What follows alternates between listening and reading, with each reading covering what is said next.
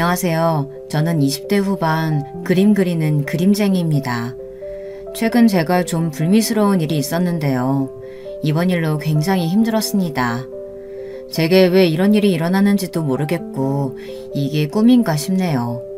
뉴스에서나 접할 일을 제가 겪게 돼서 많이 혼란스럽습니다. 사실 지금도 많이 힘드네요. 마지막에 제가 하소연을 할 수도 있어요.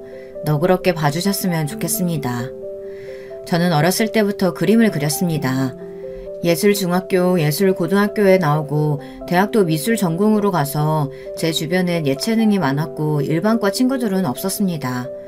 그래서 저와 다른 사람을 보면 설레고 재밌어 했어요. 졸업을 하고 친구의 소개로 소개팅을 받았는데 그 사람과 잘 되지 못했습니다. 하지만 좋은 친구가 됐어요. 그 친구 결혼식까지 갔으니까요.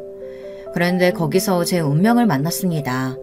소개팅한 남자와 친구가 돼서 그 남자의 결혼식에 가게 됐고 거기서 이상형을 만나다니 웃기지 않나요? 제 이상형의 남자를 보고 첫눈에 반하고 말았습니다. 식이 끝나고 친구에게 물어봤습니다. 하지만 그 사람은 신부 친구의 남자친구라고 했어요. 결국 저는 한 번 본 사람을 짝사랑할 수밖에 없었어요. 시간이 지나고 제 친구가 소개를 받아보라고 부탁을 했습니다. 그땐 전시 준비로 바빠서 거절을 하려고 했는데 친구가 자기 믿고 한 번만 해보라는 겁니다. 결국 저는 소개팅을 하기로 했고 사진을 보는데 그 남자인 거예요. 하늘을 나는 기분이었습니다. 소개팅 날까지 떨려서 잠을 잘 수가 없었어요. 안녕하세요. 안녕하세요. 정한씨? 처음 인사를 하는데 심장이 떨려 제대로 쳐다볼 수가 없었습니다. 걱정을 많이 했었는데 분위기가 좋았어요. 그날 바로 애프터 신청을 받았고 두 번째 만에 저희는 사귀게 되었습니다. 남자친구는 사업을 한다고 했는데 말을 들어보니 저와 너무 달라서 재밌더라고요. 남자친구는 굉장히 매너가 있었습니다. 알면 알수록 진국이더라고요. 저는 세상을 다 가진 기분이었습니다. 이상형을 만날 확률이 얼마나 있을까요? 그리고 그 이상형이 성격도 괜찮다. 네, 한번 생각을 해봐야 한다는 생각이 듭니다. 이제 와서요. 하지만 그때는 몰랐어요. 그냥 너무 멋있는 사람이었어요. 심지어 남자친구는 꽤나 사는 것 같았습니다. 저희 집도 못 사는 편은 아닌데 저보다 훨씬 더 잘 사는 것 같았어요. 그렇다고 뽐내는 성격은 아니었습니다. 정말 완벽하지 않나요? 이런 완벽한 남자친구는 저희 어머니에게도 잘했습니다.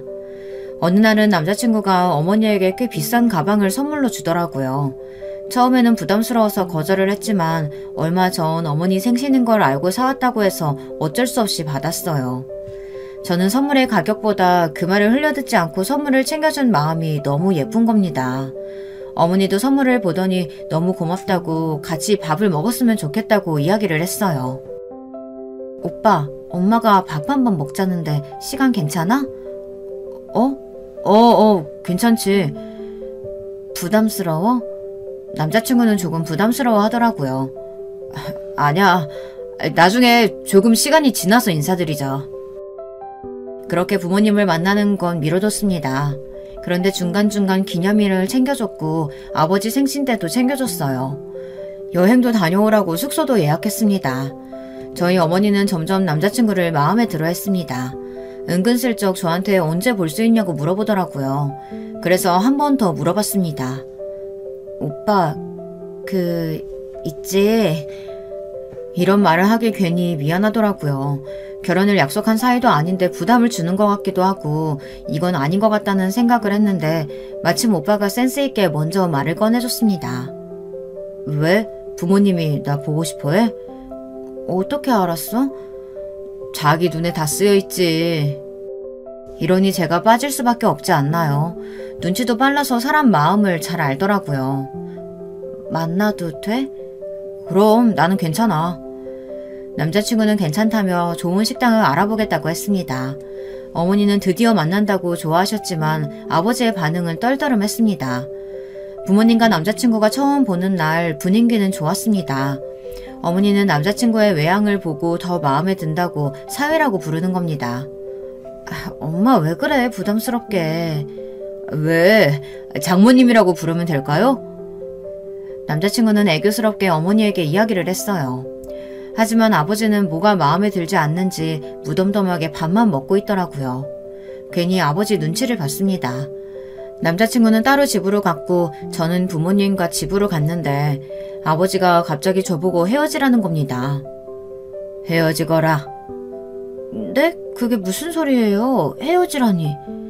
그래요. 이런 청년이 어디 있다고 헤어지라는 거예요. 당신은 마음에 안 들어요? 기생 오라비처럼 생겨서는 말하는 게 현란한 게 좋지 않아. 사람이 좀 무거운 면도 있어야지. 너는 꼭 저런 놈을 데려와서는. 아니 요즘 청년들 같지 않게 애교도 많고 얼마나 보기 좋았는데 나는 마음에 든다. 너희 아빠 말 듣지 마. 괜히 하는 소리야. 당신은 왜 딸 혼사끼를 맞고 그래요? 집도 있어 보이더만. 아빠 너무한 거 아니에요? 아빠는 어떤 사람이든 다 마음에 안 드는 거 아니에요? 그래 애가 좋다는데 좀 봐줘. 그것보다 애가 참 괜찮아. 어머니는 남자친구를 굉장히 마음에 들어 했지만 아버지는 반대를 하시더라고요. 계속 좋게 좋게 이야기를 했지만 아버지는 들을 생각을 하지 않으셨어요. 아버지를 설득한다고 꽤나 고생했습니다. 아버지 때문에 마음고생이 심했는데 이번에는 또 다른 사건이 터져 저를 힘들게 했습니다. 한 친구 때문에 저의 인간관계가 틀어지고 말았거든요. 굉장히 친했던 친구가 있었는데 그 친구가 제 욕을 하고 다녔던 거예요. 그 친구는 중학교 때부터 비밀을 말하고 힘들면 서로 이야기를 하는 그런 친구였는데요. 대학교에 들어가서 뜸해지더니 어느 순간 사이가 좀 멀어진 친구였습니다. 그런데 그런 친구가 제 욕을 하고 다닌다니 저는 충격을 받았습니다. 심지어 그 내용이 제가 남자친구의 돈을 보고 사귄다고 돈만 밝히는 연이라는 등 남자친구가 이상한 쪽에서 일을 해서 돈을 번다는 등 가지각색의 이야기를 했더라고요. 한때는 친했던 친구가 그런 이야기를 하니 상처도 많이 받았어요. 그리고 그 친구에게 제 남자친구 이야기를 들은 다른 친구가 제 남자친구 보고 느낌이 좋지 않다고 말하는 거예요. 조심하라고 이야기를 하는데 그때는 들리겠어요. 엄청 좋아 죽고 있을 때 그런 이야기를 하니 화가 나지 않겠어요. 그때는 그저 그 친구가 참 미웠습니다. 너는 알지도 못하면서 걔 얘기만 듣고 좋지 않네 문에 말하는 거야? 아니, 그게 아니고 걔가 나 욕하고 다니는 거 알잖아. 그럼 괜히 안 좋은 쪽으로 말했겠지. 그럼 그냥 걸러 들어야 한다는 생각은 안 들어? 알지, 아는데 나는 걱정이 돼서. 뭐가 걱정이 됐는데? 아니 그냥 요즘 이상한 사람이 많으니까 괜히 그렇게 돈 많은 사람이랑 만났다가 상처받을까봐 그러지. 내가 알아서 해. 알았어. 내가 미안하다. 그렇게 저는 한 친구와 싸우게 됐고 그 이후로 그 친구와도 관계가 소원해졌습니다. 그리고 또 다른 친구가 골칫거리였어요. 그 친구는 친한 친구는 아니었지만 한 번씩 안부 인사를 묻는 정도였는데요. 제가 친구에게 이래저래 치이고 있을 때 연락이 와서 그 친구에게 마음을 열었습니다. 그러다 보니 자주 만났고 남자친구와도 만나게 됐어요. 그런데 남자친구가 그 친구가 부담스럽다는 말을 하는 거예요. 웬만하면 제 지인과 잘 지내는데 그런 말을 하니 이상했습니다. 알고 보니 친구가 제 남자친구에게 고백을 했다지 뭐예요. 그 이야기를 듣고 그 친구에게 따졌습니다. 그런데 친구는 자기도 왜 그랬는지 모르겠다며 울면서 제게 이야기를 하더라고요. 그래서 전 더는 따질 수가 없었어요. 근데 그때 남자친구가 울지 말라고 애처럼 왜 그러냐고 한 소리를 했어요. 저는 그 모습에 한 번 더 반하게 됐고 믿음직스러운 사람이라고 생각을 했습니다.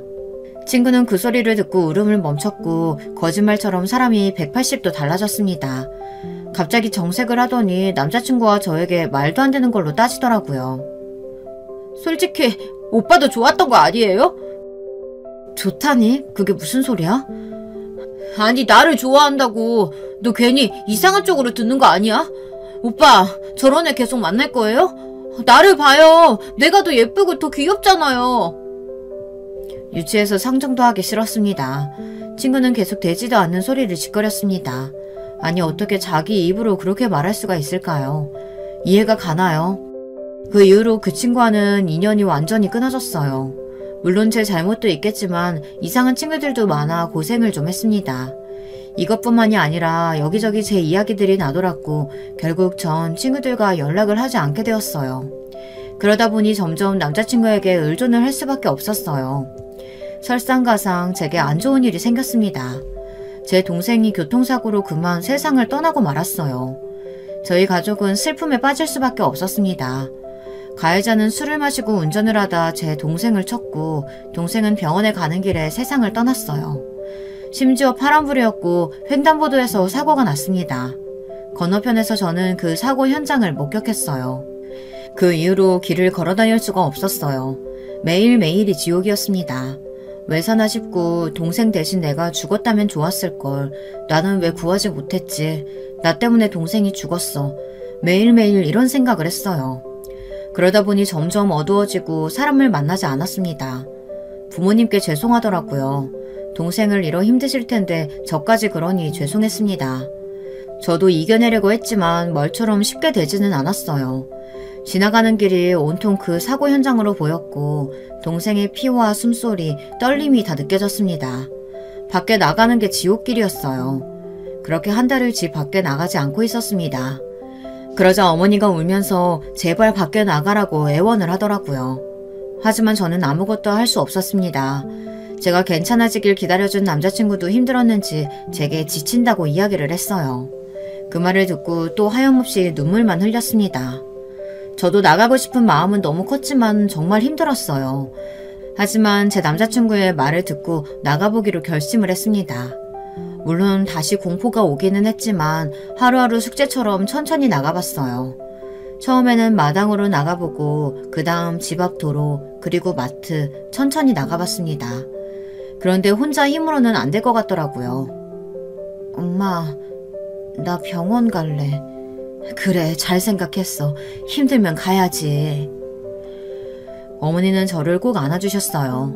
그때 동생이 괜찮아 언니 하는 소리를 들었습니다. 정말 미친 사람 같겠지만 정말 들었어요. 뭐 사실은 아니겠죠. 제가 너무 힘들어서 환청을 들었던 것 같아요. 하지만 저는 그 말을 듣고 엄마를 잡고 펑펑 울었습니다. 미안해. 저는 하염없이 미안하다고 말했어요. 숨을 쉴 수 없을 정도로 목 놓아 울었어요. 그 덕분인가 거짓말처럼 제 안에 있던 마음의 짐이 한결 가벼워진 기분이 들더라고요. 물론 밖에 나가는 건 용기를 가지고 가야 했지만 예전만큼 무섭지는 않았어요. 저는 바로 남자친구에게 연락을 했습니다. 남자친구에게 굉장히 미안했어요. 하루하루 매일 저희 집에 와서 제 상태를 보고 말도 걸어주고 맛있는 것도 사다주고 고생을 많이 했습니다. 한 달을 매일 찾아와 했으니 얼마나 고마워요. 쉽지 않잖아요. 그래서 그 일로 아버지도 마음을 열었고 어머니도 남자친구에게 의지를 했어요. 어머님, 저를 아들이라고 생각하시고 편하게 대해주세요. 그리고 언제든 젊은 남자 필요하면 저 불러주세요. 아버님, 어머님. 남자친구 덕에 활기가 생겼습니다. 남자친구를 더 믿을 수밖에 없었어요. 시간이 지나 어느덧 저희가 사귄 지 6개월이 넘어갔습니다. 6개월, 짧은 시간이었지만 많은 일이 있었어요. 동생의 사고, 친구와의 관계, 남자친구와 연애, 전시회, 일이 아주 많았죠. 힘든 일도 있었지만 제게 선물 같은 일이 찾아왔어요. 남자친구가 제게 프로포즈를 했습니다. 길게 만난 건 아니지만 정말 잘 맞았고 이 사람과는 결혼을 해도 되겠다는 생각을 해 승낙을 했어요. 그런데 조금씩 남자친구가 달라지는 게 보이더라고요. 물론 잘해주기는 했어요. 점처럼 선물도 많이 주고 매일 저를 보러 와주고 하지만 뭔가 달랐습니다. 그래도 헤어질 정도는 아니었어요. 그냥 이제야 오빠의 모습이 조금 보여진다고 생각했죠. 하지만 그 모습도 귀여워 보였습니다. 그런데 아버지 눈에는 그게 아니었나 봐요. 꼭 결혼을 해야겠니? 아빠도 허락하셨잖아요. 자꾸 왜 그래요? 그래요. 아유, 아니 이 양반이 자꾸 왜 그럴까? 됐어, 신경 쓰지 마. 아버지는 계속 뭔가 찝찝하다고 하는 겁니다. 그래서 아버지와 대판 싸웠습니다. 아니 허락은 했는데 아니라고 하는 건 무슨 심리인가요? 어쩔 수 없이 허락을 했다고 해도 이미 결혼을 약속한 사이면 그런 말은 좀 조심해서 해도 되지 않을까요? 저는 아버지에게 너무 섭섭했습니다. 아버님이랑 싸웠어? 남자친구는 그걸 또 찰떡같이 알아맞히더라고요. 항상 아버지와 다투면 남자친구에게 하소연을 했는데 이번 건은 말을 할 수도 없어서 가만히 있었어요. 이번엔 또 뭐야? 뭔데? 그런데 갑자기 남자친구가 한숨을 쉬는 겁니다. 너 이러는 거 나 좀 힘들어. 제가 힘들어했을 때 빼고 이런 이야기를 한 적이 없는데 갑자기 이런 이야기를 하니 심장이 내려앉는 줄 알았어요. 저는 바로 사과했지만 남자친구는 아무 말이 없었어요. 우리 생각할 시간을 가지자. 뭐? 갑자기 그게 무슨 소리야? 파혼하자는 거야?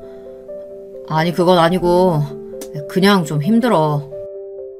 그러자 갑자기 생각할 시간을 가지자는 겁니다. 제가 잘못한 것도 있지만 너무 뜬금없지 않나요? 그리고 프로포즈를 하고 결혼을 약속한 사이인데 시간을 가지자니 이건 그냥 헤어지자는 소리 아닌가요? 그렇게 저희는 며칠 만나지 않았어요. 저는 모든 일이 손에 잡히지 않았습니다. 남자친구에게 연락을 계속 해봤지만 받지 않았어요. 그리고 며칠 뒤 남자친구에게 연락이 왔습니다. 남자친구가 미안하다고 하더라고요. 최근에 힘든 일이 있어서 그랬다고 자기가 경솔했다고 했어요. 저는 괜찮다고 연락 줘서 고맙다고 이야기했어요. 미안해. 일도 잘 안 풀리고 사람들한테 치여서 너무 힘들었어. 그런데 너까지 그러니까 참을 수 없더라고. 그러면 안 됐는데 미안해. 내가 경솔했어. 아니야, 나도 미안해. 오빠가 그래도 이렇게 이야기해줘서 너무 고마워. 그런데 갑자기 머뭇거리던 남자친구가 제게 돈을 좀 빌려줄 수 있냐고 물어봤습니다. 솔직히 조금 당황했어요. 남자친구가 꽤나 잘 사는 집이라고 생각했는데 돈을 빌려달라고 하니 당황스러웠어요. 얼마? 1,000 정도 빌려줄 수 있어? 내가 사업을 하는데 조금 모자라서 나중에 바로 갚을게. 부모님은 모르는 사업이라 부모님께 말씀드리기가 좀 그래서. 알겠어. 저는 당연히 갚을 거라 생각하고 빌려줬습니다. 그리고 얼마 가지 않아 제게 몇백을 더 붙여서 돈을 돌려줬어요. 오빠 돈 더 준 거 같은데? 고마워서. 남자친구에게 이러지 않아도 된다고 하고 돈을 돌려줬습니다. 그래도 이자도 아니고 남자친구에게 돈 빌려주고 몇백을 받는 게 좀 기분이 좋지는 않더라고요. 혹시 다음 주 주말 시간 돼? 어머니가 보자고 하시는데 괜찮아? 늘 어머니께서 바쁘셔서 인사를 드리지 못했었는데 주말에 시간이 된다고 해서 만나 뵙기로 했습니다. 그날 이후 하루하루 바쁘게 살았습니다. 한참 작업을 하고 있을 때 모르는 번호로 전화가 오는 거예요. 받았는데 아무 말도 없더라고요. 그래서 바로 끊었습니다. 하지만 또 똑같은 번호로 전화가 와서 다시 받았는데 그때 말을 하더라고요. 그 남자 믿지 마세요. 이렇게 말을 하고는 끊더라고요. 순간 당황해서 다시 전화를 걸었지만 전화를 받지 않더라고요. 그날 남자친구에게 있었던 이야기를 했습니다. 오빠, 어떤 여자가 갑자기 그 남자 믿지 말라고 했다? 완전 웃기지? 그때 남자친구가 당황하는 것처럼 보였습니다. 왜 그래? 요즘 좀 이상한 여자 한 명이 있거든. 그 여자인 것 같은데. 그게 무슨 소리야? 저는 그냥 이상한 여자가 한 말이 웃겨서 말을 해줬는데 갑자기 자기 스토커가 있는 것 같다고 그 여자가 제게 전화를 했다는 겁니다. 그래? 뭐야, 왜 나한테 이야기 안 했어? 소름 끼친다. 내 번호는 어떻게 알았지? 모르겠네. 차단했어? 남자친구는 왠지 모르게 화가 난 것 같았어요. 그래서 더는 물어보지 못했습니다. 집에 와서 씻고 자려고 누웠는데 남자친구에게 전화가 왔더라고요. 그런데 또 돈을 빌려줄 수 있냐고 묻는 거예요. 뭐 돈이야 빌려주는 건 어렵지 않지만 자자진이 좀 그렇더라고요. 그렇다고 뭐라고 할 수도 없고 어차피 결혼할 상대니 돈을 당장 갚으라고 할 수도 없어 좀 찝찝하더라고요. 그래도 뭐 안 빌려줄 수도 없으니 빌려줬어요. 오빠, 근데 어디 쓰는지 물어봐도 돼? 그냥 좀 쓸 곳이 있어서. 고마워. 바로 갚을게. 남자친구는 제대로 이야기도 해주지 않고 그냥 넘겼어요. 돈은 확실하게 갚으니 저도 거기서 별말 하지 않았습니다. 그런데 점점 불안해지기 시작하더라고요.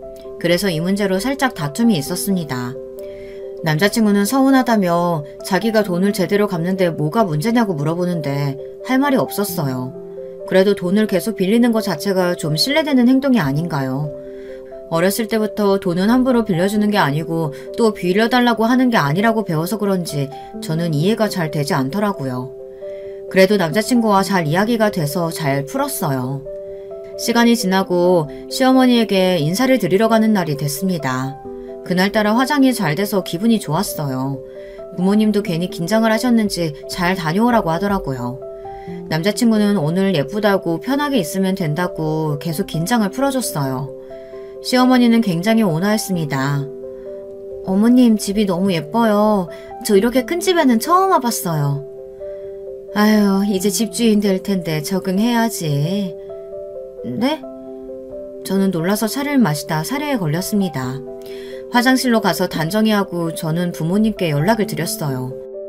엄마 대박. 시어머니가 내가 이제 집주인이 될 거라는데? 이래도 되는 거 맞아? 시어머니는 내내 저를 칭찬하셨어요. 그때 어머니에게서 전화가 왔습니다. 천천히 받아요. 아, 네, 감사합니다. 그럼 실례하겠습니다. 근데 갑자기 어머니께서 다급하게 저에게 이야기를 하더라고요. 지금 너 묻지 말고 지금 거래처 사람이랑 이야기하는 척하면서 잠깐 나와봐. 어머니의 이야기에 당황했지만 무슨 안 좋은 일이 있나 싶어서 저는 어머니가 하라는 대로 했습니다. 어머님, 저 거래처 사람한테 전화가 와서 잠깐 밖에서 받을게요. 그냥 여기서 편하게 받아도 되는데 편한 대로 해요. 정원으로 나가자 저는 어머니께 물었습니다. 무슨 일 있어? 너 혼자만 몰래 빠져나와. 위험해. 무슨 말이야? 어떻게 빠져나와? 한 번만 믿고 그냥 나와.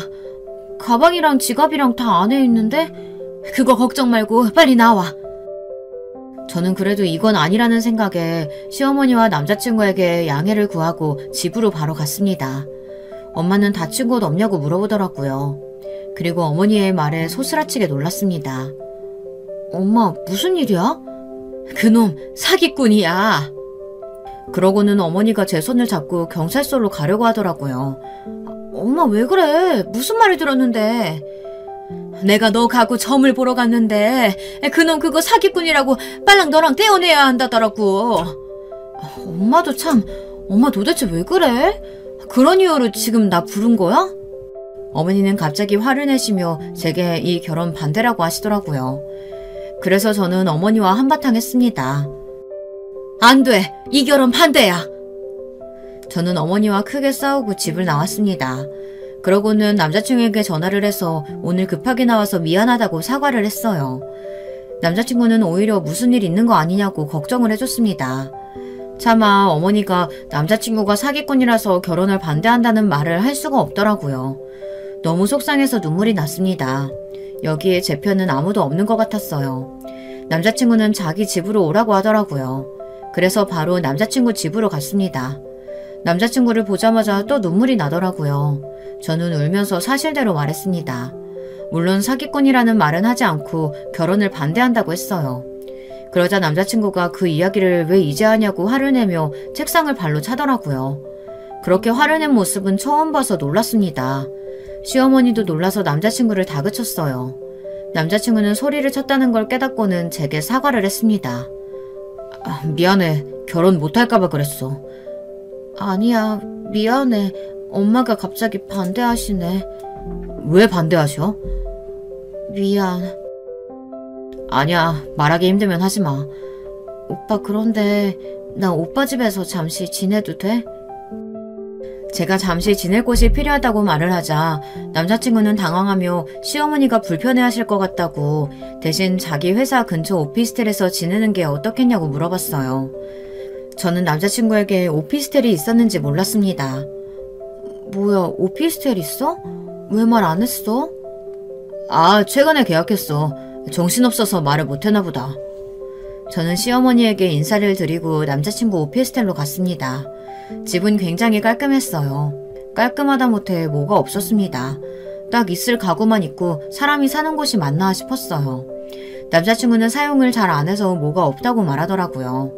며칠을 거기서 지냈습니다. 남자친구 오피스텔과 작업실만 왔다 갔다 했는데 작업실에 어머니가 와 계시더라고요. 어머니는 저를 보고 어디론가 데려갔습니다. 체념해서 어머니를 따라갔는데 경찰서로 온 겁니다. 그냥 어머니가 어떻게 하나 지켜봤어요. 그러다가 어머니가 제 남자친구가 사기꾼이라고 말하는 겁니다. 부끄러웠어요. 어떻게 점쟁이 말 하나 믿고 그렇게 이야기를 할 수 있는지.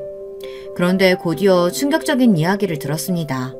남자친구가 정말 사기 전과가 있다는 겁니다. 경찰 한 분이 제 남자친구를 잘 알더라고요. 그리고 심지어 폭행 절도까지 있다고 했어요. 여러분은 어떻게 할 것 같으세요? 믿었던 사람이 전과가 있다고 하면 당장 가서 말을 할 건가요? 예전에 그냥 이런 질문을 받아본 적이 있었어요. 가족 중에 누가 범죄를 저지르면 숨겨줄 건지 밝혀낼 건지. 전 바로 밝혀낸다고 말했어요. 범죄를 저질렀으면 혼이 나야 한다고, 그런 사람과 절대 살 수 없다고 이야기했습니다. 그런데 그런 사람과 결혼을 약속했으니 얼마나 놀랐겠어요. 남자친구에게 당장 달려가서 따지고 싶었지만 그럴 수 없었습니다. 무서웠어요. 순간 저는 예전에 전화했던 그 여자가 생각났습니다. 저는 차단을 풀고 전화를 했어요. 하지만 받지 않더라고요. 그래서 다른 사람 전화를 빌려서 전화를 해봤어요. 연그름이 들리고 드디어 전화를 받았습니다. 그런데 거기서 절대 들리지 말아야 할 목소리가 들렸어요. 제 남자친구 목소리가 들린 겁니다. 순간 상황 파악이 되지 않았어요. 심장이 요동치고 숨이 찼습니다. 저는 재빨리 전화를 끊었어요. 저는 어머니에게 손을 잡고 이야기를 했습니다. 엄마, 일단 진정하고 우리 천천히 이야기해보자. 지금 우리가 할 수 있는 방법이 없어. 우리한테 사기친 건 아니잖아. 결혼은 안 할게. 나만 믿어줘. 그 이후로 저는 남자친구를 어떻게 대할까 고민을 많이 했어요. 아버지 말이 맞았습니다. 아버지가 이 사람이 아니라고 할 때 말을 들었어야 했어요. 그것도 모르고 좋다고 결혼하자고 해버렸으니 바로 헤어져야 할지 아니면 조금 더 있다가 지켜볼지 고민을 했습니다. 마음의 결정을 내리고는 평소처럼 남자친구를 대했어요. 무섭지 않다고 하면 거짓말이죠. 너무 무섭더라고요. 남자친구는 오늘따라 왜 이렇게 멀리 떨어져 있냐고 스킨십을 하려고 하는데 속이 너무 울렁거리더라고요. 제가 이런 사람을 좋아했다는 것과 결혼을 하려고 했다는 사실이 믿기지가 않았습니다. 오빠, 오늘 영화 보러 갈까? 영화? 좋지. 남자친구와 영화를 보러 갔습니다. 저는 빠르게 계획을 세웠어요. 일단은 그 여자와 전화가 되어야 했습니다. 그러기 위해서는 남자친구가 제 곁에 있는 게 안전했어요. 그래서 영화를 보러 가자고 했어요. 그리고 화장실에 가서 모르는 사람에게 전화 한 통을 빌렸습니다. 그제야 그 여자가 전화를 받더라고요. 안녕하세요. 저 알죠? 저 혹시 만날 수 있을까요? 네? 아니, 그게... 한 번만요. 혹시 그쪽이 위험한 상황이면 제가 도와줄게요. 그쪽도 저를 도와주세요. 여자와 저는 짧게 대화를 하고 다음날 남영주 한 카페에서 보기로 했습니다. 드디어 다음날이 되었습니다. 드디어 그 여자를 만날 수 있게 되었어요. 혹시 이유연 씨? 그 여자는 무엇 때문인지 모자와 선글라스를 쓰고 있었어요. 안녕하세요. 저와 그 여자는 오랫동안 이야기했습니다. 정말 충격적인 사실을 들었어요. 그런데 어쩌다 제게 전화를 하게 됐냐고 물어보니 자기처럼 되지 않았으면 좋겠다고 생각해 위험을 무릅쓰고 전화를 했다고 했어요. 하지만 전 그것도 모르고 그 사실을 말했고 남자친구가 그 여자분을 찾아가서 때렸다고 했습니다. 그리고는 계속 자기가 기분이 좋지 않을 때도 여자분을 찾아가서 때린다고 했어요. 왜 맞고만 있어요? 그러지 말고 피하면 되잖아요. 그 여자분이 이야기하기를 사진으로 협박을 하고 있어서 피할 수도 없다고 했습니다. 정말 못된 사람 아닌가요? 그리고 남자친구의 부모님 집 이야기가 나온 겁니다. 집은 반지하방이고 부모님은 다 돌아가셨다고 했어요. 그리고 사업이라는 건 주식이나 도박이었고 애초에 일을 하는 사람도 아니고 나이 많은 유부녀를 만나면서 돈을 받고 있다고 했어요. 아니 그럼 어머님은요? 집은? 오피스텔도 있던데요? 그거 다 빌린 거예요. 오피스텔은 아마도 뭐 누가 해줬나 보죠. 저 만날 때는 없었어요. 그리고 그 집 이렇게 생겼죠? 그 여자분은 남자친구 집을 보여줬습니다. 그 집은 렌트를 한 거라고 이야기해줬고 자기가 잘 산다는 걸 보여주려고 매번 빌린다고 이야기했어요. 정말 충격적이지 않나요? 그 여자분의 이야기를 들어보니까 자기도 같은 수법으로 당했고 어떻게 하다가 사실을 알게 됐을 때 헤어지게 됐지만 사진과 동영상으로 협박을 하며 돈을 뜯어냈다고 했어요. 무서워서 남자친구가 하라는 대로 다 해줬다고 했습니다. 저는 들으면서 손이 덜덜 떨렸습니다. 혹시 나도 이상한 게 있지는 않나 생각을 하게 됐죠. 그리고 그 전 여자친구분도 결혼을 약속했었는데 집안 사정이 좀 어려워지자 바로 남자친구가 헤어지자고 말했다고 해요. 그리고는 좀 회사 사정이 괜찮아지는 것 같으니 바로 사과를 하고 다시 사귀자고 했다고 했습니다. 뭐 결국에는 헤어지게 됐지만요. 남자친구는 굉장히 계산적인 사람이었어요. 제 남자친구는 그저 좋은 집에 결혼을 하고 싶다는 것이 목적이었나 봐요. 그래서 제게 빨리 결혼하자고 이야기를 했던 거고요. 과연 사랑이 있나 싶었습니다. 그리고 그때 저희가 중간에 잠시 시간을 가졌을 때 그때 남자친구가 도박을 하고 돈을 다 잃어서 예민했을 거라고 이야기를 해줬습니다. 사기에 절도에 폭행 도박이라니 정말 최악의 남자 아닌가요? 그날 이후 저는 쉽게 잠이 들 수 없었습니다. 잠이 오지 않아 거실을 몇 바퀴 돌았어요. 어떻게 해야 할지 모르겠었어요.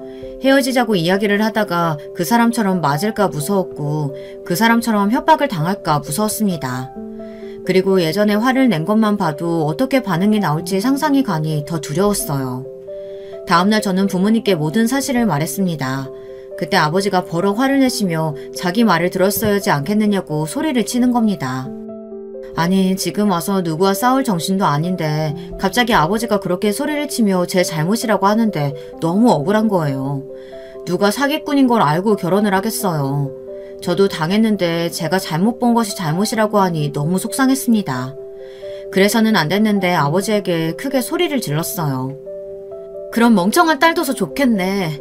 아빠는 좋겠어? 자기 말이 맞았으니? 이런 멍청한 딸은 자기 말도 안 듣고 이런 꼴이 됐다고 지금 비웃고 있는 거야? 나도 힘들어. 그 순간 아버지가 제 뺨을 때렸습니다. 여보! 처음으로 아버지에게 맞았습니다. 아버지도 놀랐는지 저를 보더니 한숨을 쉬더라고요.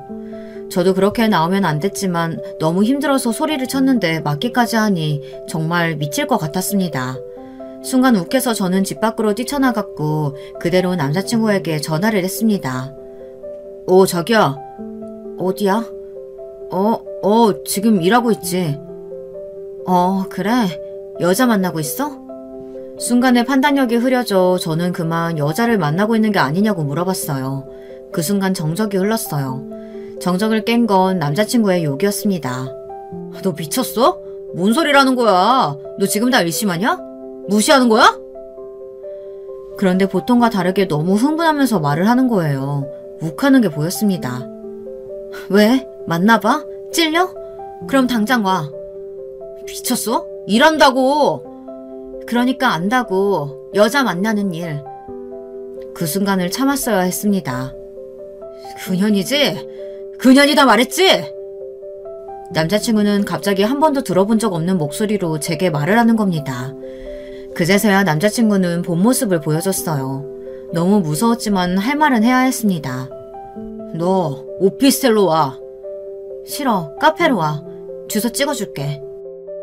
그렇게 남자친구와 카페에서 보게 됐어요. 정말 무서웠습니다. 심장이 미친 듯이 요동쳤어요. 남자친구의 얼굴을 보자 긴장이 됐어요. 남자친구는 정말 사람 한 명 죽일 듯한 표정을 하고 오더라고요. 미쳤어? 내가 오피스텔로 오라고 했잖아. 내가 말했잖아. 싫다고. 너 갑자기 왜 그래? 아니 그 여자 때문이야? 그 여자 미친 여자야. 그 여자 말 믿지 마. 그러자 갑자기 또 제가 아는 남자친구의 모습으로 부드럽게 제게 말을 하는 겁니다. 그 여자라는 건 어떻게 알았어? 다른 사람일 수도 있잖아. 뭔가 찔리는 게 있나 봐. 그러지 말고 우리 오피스텔에 가서 이야기하자. 거기는 또 누가 해줬대? 나 지금 눈에 뵈는 거 없거든? 내가 어떻게 이야기해야 될지 고민하다가 오늘 아빠 말을 듣고 깨달았어. 내가 잘못이었어. 내가 등신같이 너를 좋아해서 이런 꼴이 났으니까. 내가 오늘 이 관계 끝내려고 오빠 불렀어. 왜? 나도 오피스텔 가서 때리게? 때려봐. 어떻게 나오나. 남자친구는 그 순간 책상을 발로 차더니 제 뺨을 때렸습니다. 갑자기 일어난 일이라 저도 어떻게 할 방법이 없었어요. 어떻게 이 성격으로 그동안 잘 숨겨왔는지 놀랄 따름이었죠. 카페에 있던 사람들이 놀라서 소리를 질렀고 그 옆에 있던 남자 손님이 남자친구를 말렸습니다. 어찌나 세게 때렸는지 입안이 터졌더라고요. 순간 눈물이 났습니다. 이러려고 이렇게 좋아했었나. 뭐를 위해서 이 사람과 미래를 그렸나. 고작 이런 사람이랑 결혼을 하겠다고 이 난리를 쳤나 싶었어요. 그때 경찰이 왔고 저와 남자친구는 경찰서로 갔습니다. 그리고 모든 걸 다 말했습니다. 하지만 뭘 할 수 있는 방법은 없었습니다. 그냥 서로 잘 풀라고만 이야기를 해줬어요. 너무 답답했습니다. 저는 바로 나와 곧장 집으로 갔고 제 모습을 본 어머니가 놀라 쓰러지셨습니다. 그날 밤 남자친구에게 계속 연락이 왔고 전화를 받지 않으면 죽여버린다는 협박을 받았어요. 저는 바로 핸드폰을 꺼버리고 하염없이 울었습니다. 세상에서 가족들 다음으로 믿었던 사람이 이런 사람이라니 너무 잔인하다고 생각을 했어요. 그 다음날 어머니와 다시 한번 더 경찰서에 가게 됐습니다. 이번에는 달랐어요. 모든 사실을 알았고 저도 당하고 있지만은 않겠다고 생각을 하고 갔으니까요. 그런데 또 한 번의 충격적인 사실이 밝혀졌어요. 사기, 절도, 폭행만 있는 게 아니고 사람을 죽였다고 했습니다. 어렸을 때 오토바이 음주운전을 하다 사람을 치고 그대로 도망갔다가 잡혔다고 했어요. 그 사람은 결국 뇌사 판정으로 죽게 됐다고 했습니다. 그 말을 듣는데 너무 충격적이었어요. 동생이 그렇게 죽었는데 정작 옆에 있는 살인자를 못 봤다니. 어머니도 그 소식을 듣고 휘청거리며 주저앉고 말았습니다. 엄마 괜찮아? 아이고 내가 미쳤지. 그런 놈이 좋다고 사위라고 하다니.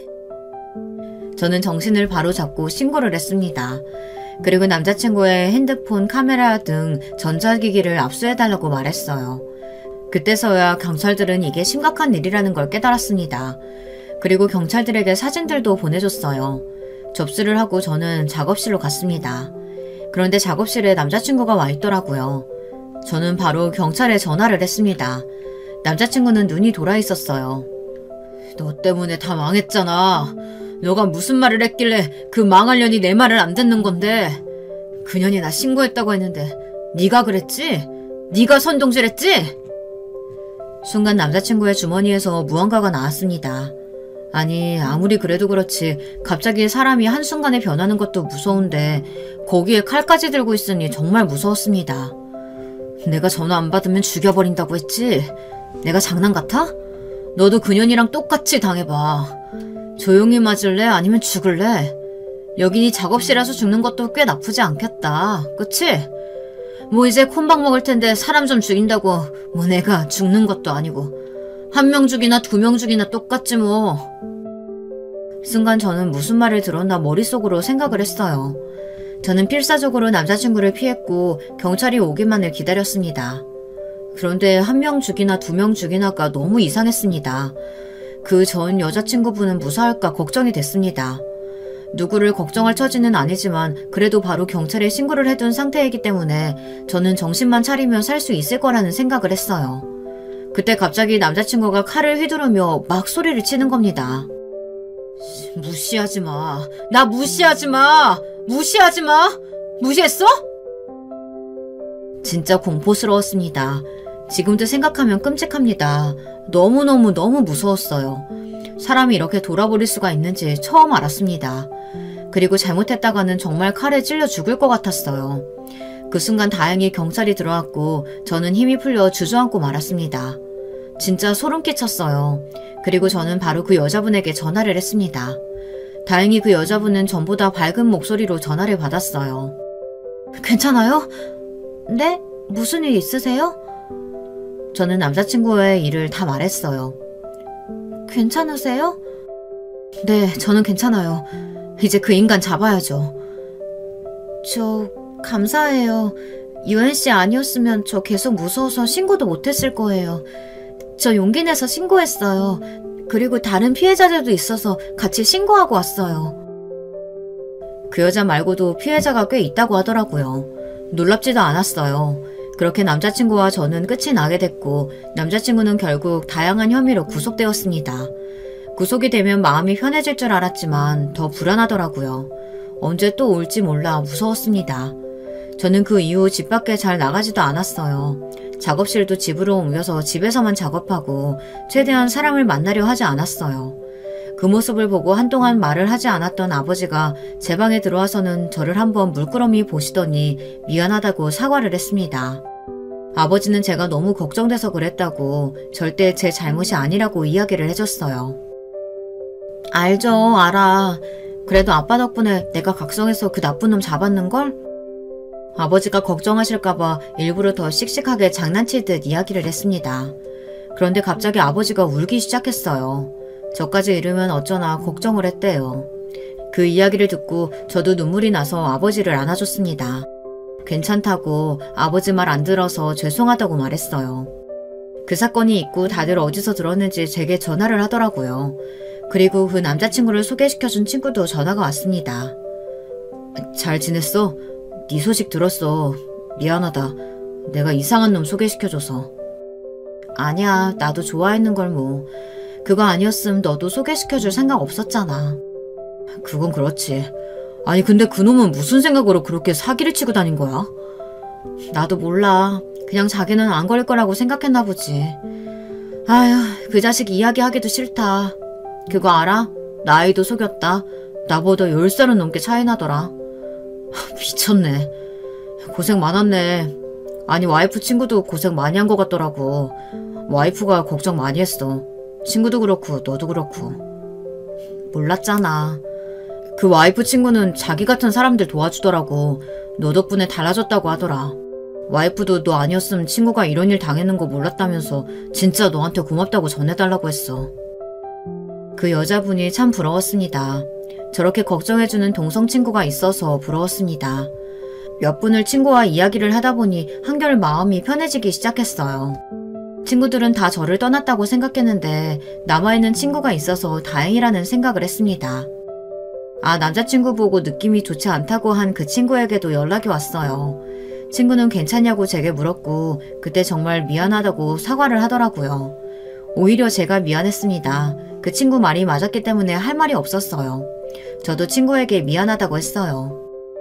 그때 미안했어. 나도 너 말 들었어야 했는데 그때는 그냥 너무 서운해서 그랬던 것 같아. 미안. 그렇게 끝내면 안 됐었는데. 다시 연락하고 지내도 될까? 다시 그 친구와 연락을 하게 됐지만 그 친구에게도 모든 속사정을 말할 수는 없더라고요. 이제 저는 사람을 믿지 않게 됐습니다. 제 남자친구, 아니 그 나쁜 놈 덕분에 사람을 믿지 않게 되었거든요. 그리고 말솜씨도 있고 꽤나 번듯한 사람을 보면 저도 모르게 경계를 하더라고요. 조심해서 나쁠 건 없다고 생각하지만 그래도 너무 사람을 가리니 스스로 힘들더라고요. 그런데 궁금하지 않나요? 그냥 평범하게 살아도 많은 사람들 속에 관심을 받고 살았을 것 같은데 왜 그렇게 사는지 궁금하더라고요. 그리고 다시 만난다면 물어보고 싶습니다.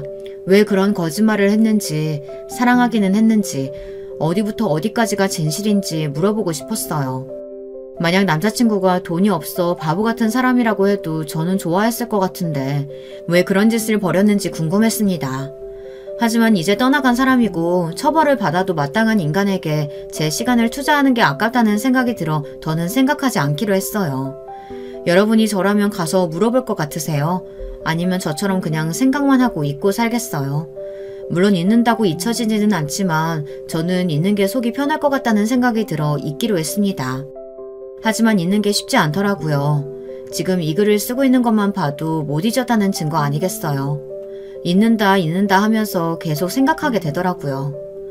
왜 이런 남자를 만나서 이런 일을 당하는지, 어머니가 전만 보지 않았다면 이렇게까지 큰일이 벌어지지 않았을까요? 그런데 참 웃기지 않아요? 점쟁이가 정말 용한 건지 아니면 때려 맞춘 건진 몰라도 그 한마디 때문에 이 사달이 났으니 말이에요. 그 말을 못 듣고 결혼을 했다면 후회했을까요?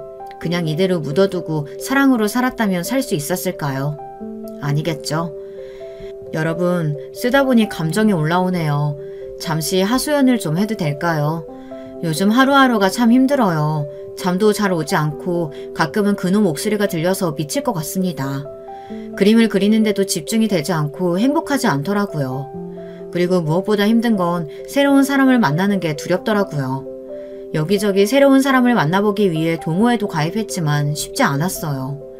하물며 의사선생님도 믿지 못했어요. 정신과에 가서 상담을 받는데도 의사선생님을 못 믿어서 제 말을 좀 아끼게 되더라고요. 이런 제 자신이 너무 한심하지 않나요? 고작 남자 하나 때문에 제 인생을 다 바꾸니 바보 같기도 하고. 어떤가요, 저? 그냥 사연을 신청하면서 위로를 좀 해줬으면 하는 기분으로 글을 썼습니다. 어디 가서 이런 이야기를 해요. 이런 공간이 있어서 속 시원하게 다 말하는 거 아니겠어요. 그래도 이렇게 글이라도 쓰니 마음이 한결 가벼워져서 좋네요. 그럼 이야기를 여기서 마치도록 해볼게요. 중구난방으로 이야기했지만 끝까지 들어주셔서 감사합니다. 여러분, 두 번째 사연 시작하기 전에 좋아요, 구독 꼭 눌러주실 거죠? 그럼 두 번째 사연 바로 시작합니다. 안녕하세요. 저는 서울에 살고 있는 주부입니다. 남의 얘기를 들을 땐 재밌었는데 제 얘기를 직접 털어놓으려고 하니까 약간 떨리기도 하네요. 그래도 잘 들어주시면 감사하겠습니다. 아주 중대한 결정을 놔두고 한 번쯤 상담하고 싶은 얘기가 있어서 그래요. 사실 마음으로는 이미 결론을 내려놓은 지 오래이긴 합니다. 일단 이 모든 이야기의 근원은 저희 시어머니 한 사람, 딱 그 사람에게 있다고 볼 수 있겠어요. 거기 한몫한 동서도 만만치 않지만 말이에요. 어머니는 처음에 동서를 보셨을 때 그날로 집에 와서 저에게 이렇게 말을 하셨어요. 그리고 곧장 까먹으신 건진 몰라도 마치 그 말을 안 했던 사람처럼 행동하고 사셨죠. 아유, 공부만 했다더니 뭐처럼 못난이가 다 있냐. 인물은 네가 훨씬 더 낫다. 하여간 명철이 놈은 왜 저런 인물이 없는 색시를 얻었대. 아유, 지 인물 다 베리는 짓이야 저게. 밖에 돌아다니면 아주 다들 못난이 맹순이를 얻었다고 욕하겠다 아주. 어머니는 그렇게나 동서의 외모에 즐겁을 하며 뭐 저런 얼굴이 다 있냐고 하셨습니다. 그런 것들은 싹 다 잊어버리시고 이후에 동서의 신분인 의사라는 자리에 완전히 사로잡히셨어요. 큰아들 장가를 보낼 때와 달리 막내 아들을 보낼 때에는 꽤나 어마어마한 선물들을 받으셨거든요. 그때 아주 입이 짝 벌어지면서 곧장 한 입 갖고 두 말 하시던 게 생각나요. 얘 큰애야 이리 와봐라. 이거 작은애가 준 가방이야. 아유 내가 언제 이런 걸 다 매보냐 세상에. 아우 이거 신림동 여편네가 그렇게 자랑해대던 가방인데 내 거가 더 큰 것 같다 그치? 우리 어머니는 평소에 친하게 지내시는 아줌마가 있으신데 그 아줌마는 그렇게 어머니랑 맨날 중내에 사내하면서 지내요. 이름하여 신림동 아주머니신데 실제로 그 동과는 아무런 관련이 없거든요. 이사 오신 지도 오래됐고 어머니가 그쪽 동네 사실 때 알게 된 분이에요.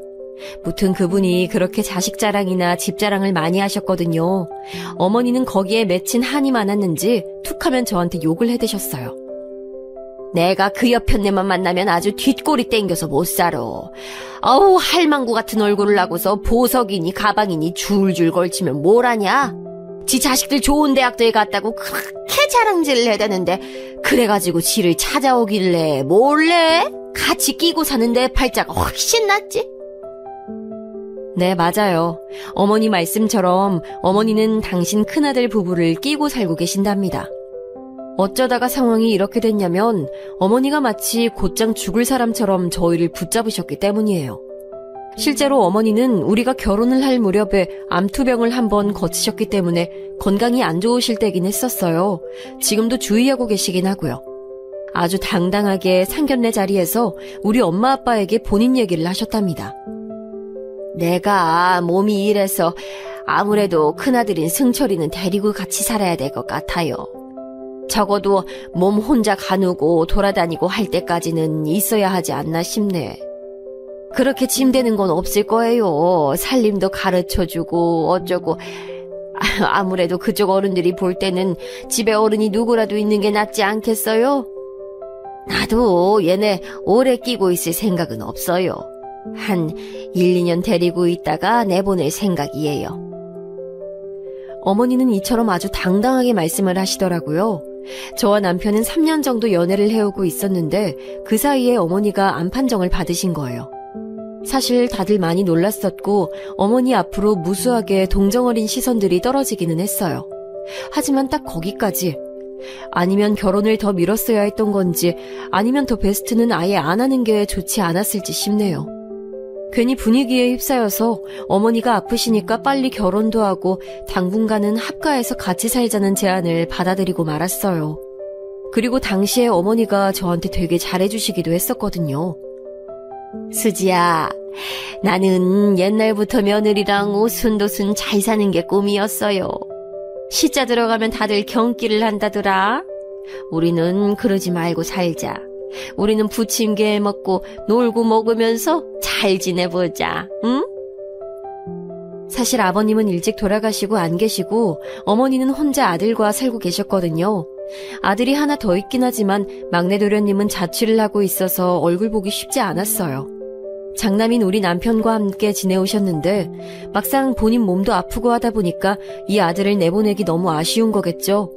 저도 그 부분은 100번 이해하고 근처에 암 환자가 없어서 그런지 어머니의 병환은 저에게 더욱 크게 느껴졌었어요. 그런데 결혼하고 나서 역시나 소소하게 불편한 부분들이 자꾸 보이더라고요. 암 관련 수술도 아주 잘 끝났고 모든 게 원만하게 가고 있긴 했었어요. 그렇지만 어머니는 좀 되게 까다로우시고 은근히 저에게 시켜대시는 게 많더라고요. 아무래도 환자라서 그럴 수 있다고 생각은 했지만 나중엔 제 스트레스가 너무 심해져서 도저히 그냥 넘기기 힘들 정도였어요. 얘 수지야, 너 그거 뭐야? 커피야? 아유, 밖에서 사들고 온 거냐? 아유, 집에 있는데 뭐하러 마셔? 그리고 너 그런 거 마시다가 암 걸린다, 응? 항상 말씀을 너무 극단적으로 하시고 또 이미 합가해서 사느라 당장 아들 부분에 돈 들어갈 일이 많이 없잖아요. 그런데도 어머니는 툭 하면 아껴 써라, 절약해라, 사치 부리지 말라고 뭐라고 하시는 거예요. 저 어머니, 이거 커피 정도는 제가... 아니, 이거 얼마 안 해요. 저 출퇴근길에 어쩌다가 가끔 사 먹는 건데. 이때 저도 말을 흐리면서도 약간 기분은 상했는지 할 말을 다 했었답니다. 어머니는 제가 반박만 했다 하면 곧장 미간을 찌푸리시면서 뭐라 답을 안 하시는 거예요. 사실상 이게 제일 사람을 미치게 만드는 것 같은데 바로 다름 아닌 삐지는 거란 말이죠. 뭐라고 대꾸를 해서 오고 가는 말이 있으면 사실 뭐 그 자체도 기분이 나쁠 수는 있어요. 그런데 저렇게 입 다물고 아무 말도 안 하고 인상만 확 쓰고 있는 건 더 눈치를 보게 만들어요. 저 어머니 식사하실 거죠? 저녁 준비는 제가 할게요. 뭐 드시고 싶으세요? 저녁 무렵쯤 이렇게 제가 여쭤보면 어머니는 입이 아주 대빨 나와서는 인상을 팍 쓰시더니 아주 짧게 툭 하고 대꾸하시는 거예요. 내가 할 거야. 너 저리 나와 있어. 그냥 이렇게 저를 제대로 쳐다보지도 않고 툭 뱉으시고는 그대로 씩씩거리면서 주방에서 냄비나 소스, 재료들을 쾅쾅거리면서 마구 내치시더라고요. 그럼 어쩌다 일찍 퇴근해서 왔다가 저녁 준비하는 내내 눈치 보면서 어머니 주변을 맴돌아야 하는 거예요. 한 집에 살고 있는데 꼭 그렇게 분위기를 불편하게 만드시더라고요. 게다가 아들이 집에 돌아오면 그제서 막 앵기듯이 앵앵거리면서 본인 얘기를 잔뜩 해대시고요.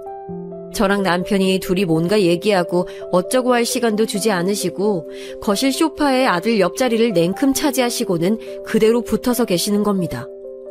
도통 신혼부부에 대한 배려도 전혀 없으셨고 참다 못한 제가 둘이 가끔 데이트를 하려고 하면 그렇게 어디가 아프고 힘들다며 생떼를 쓰셨어요. 이게 암 환자 시어머니를 둔 나의 숙명인가 생각해보니 아무리 생각해봐도 내가 왜 사서 이 고생을 하고 있나 싶더라고요. 친정엄마는 그래서 그렇게 결혼을 말리셨나 싶었고요. 수지, 너 내가 그렇게 말렸잖아. 이제 와서 후회한들 뭘 하냐. 김서방 인상도 좋고 수더분해 보이긴 하지만 너무 우유부단해 보였어.